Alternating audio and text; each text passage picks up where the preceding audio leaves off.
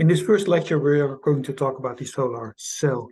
And it's important to understand how the solar cell is working before you can say anything about solar radiation and solar panels and how amount of energy that's coming from it. A deep understanding of the solar cell is important. Most of all, you have to understand how much energy a solar cell can provide you.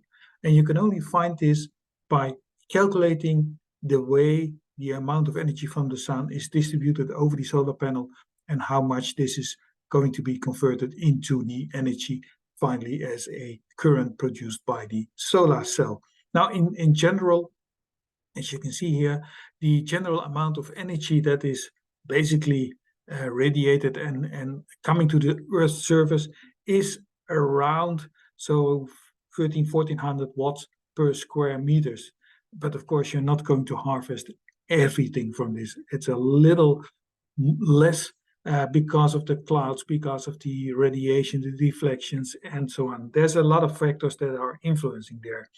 And because of this, you have to think about how things are working, how things are finally getting to the Earth. And just to look at the picture of the amount of solar insolation on the Earth, you can see that, and of course, no surprise, in around the this part of the world is of course most of the solar energy, and for Middle and Northern Europe, there's less solar coming to the surface. But nevertheless, it provides you some energy. Important to understand is when you start doing those calculations on solar panels and how much energy they can provide, it is very important to understand the difference between the diffuse and the direct radiation. So a direct radiation is basically the sun which you feel on your skin. This is the hot sun, as we call it. And the diffuse radiation is all the light we see which is being reflected. So when it's cloudy outside, it's still light outside, and of course it's sunlight, but this is not directly the photons coming from the sun. It is coming from the sun, but then it's diffuse and it's going in all directions in the area around us. So the direct radiation is something which can produce a quite high current in the solar cell, and the diffuse radiation, the everyday light around us, is something which also produces energy, but not as much as the direct radiation. Of course, we know, the solar panels, they have to be directed towards south. So the angle of inflection is also very important. And if you have a look at the basics of how the sunlight comes to the Earth, the direct radiation is a large part. The reflected radiation is something which then comes to basically the, as you can see here, the reflected radiation, which is becoming then diffuse, and lots of it which becoming diffuse is basically again reflected by the clouds, and that's the sunlight that we see in our world.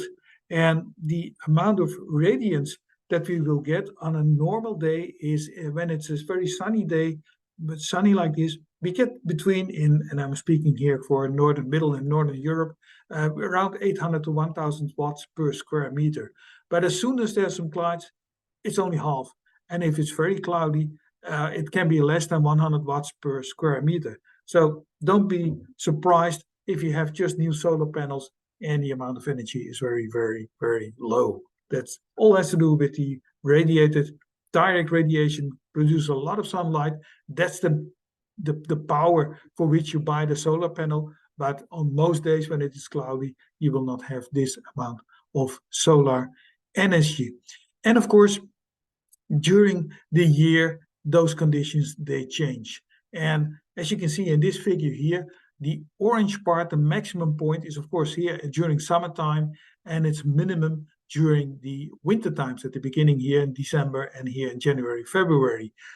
The real global radiation, that's it, the direct radiation that you will see, is basically the part here which is colored in orange, and the diffused radiation, the sunlight which is simply always there, is colored here, and it's this yellow area that we see here.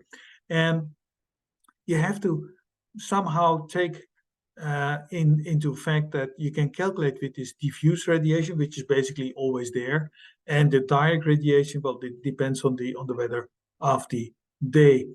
Another, let's say, more mathematical thing that you have to understand is how is the sunlight coming to my panel. And there's some geometry how to calculate the position of the sun compared to the inclination and the alignment of your solar panel. And for this, there are a couple of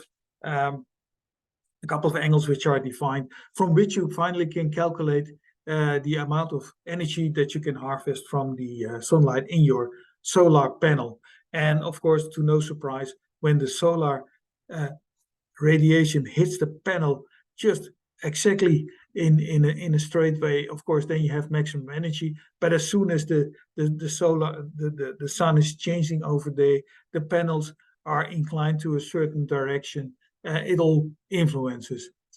This type of calculation you can do by hand, but it's very cumbersome. And we have tools to do this, where you basically define your location on Earth, you define the size of the panel, the inclinations, and to what direction they are aligned. And that basically means that you can calculate how much energy it will give you.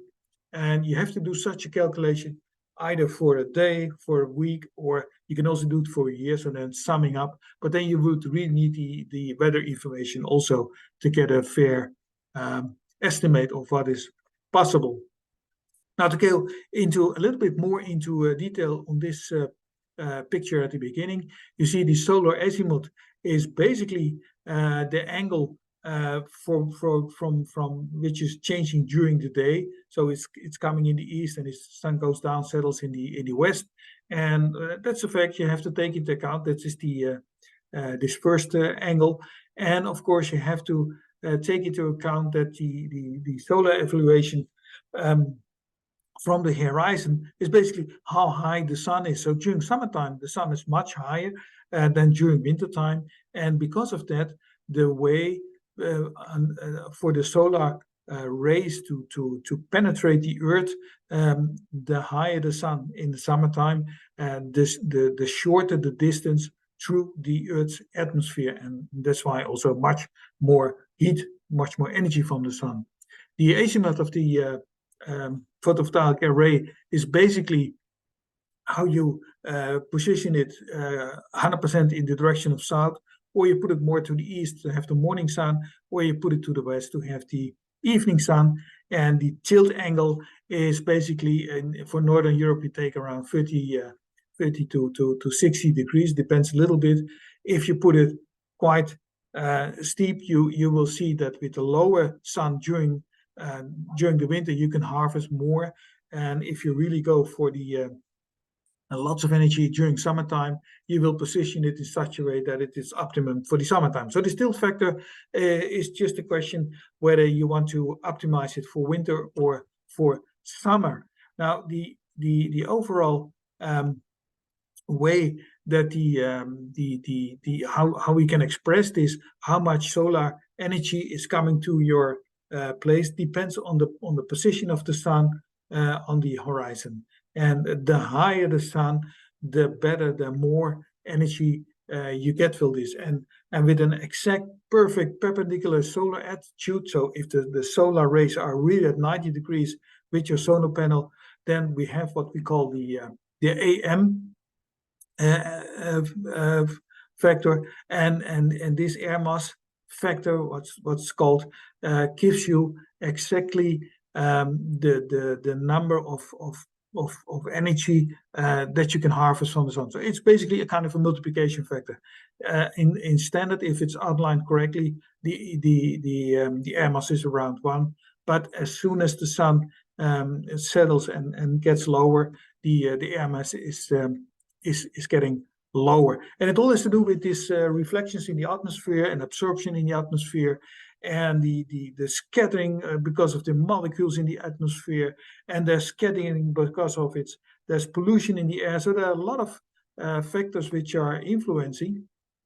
But to see a picture, it's probably easier to see the higher the sun, As you can see here, the higher in altitude, the higher this AM factor is going to be. So you get a much better amount of radiation on your solar when the solar is really perpendicular to your solar system.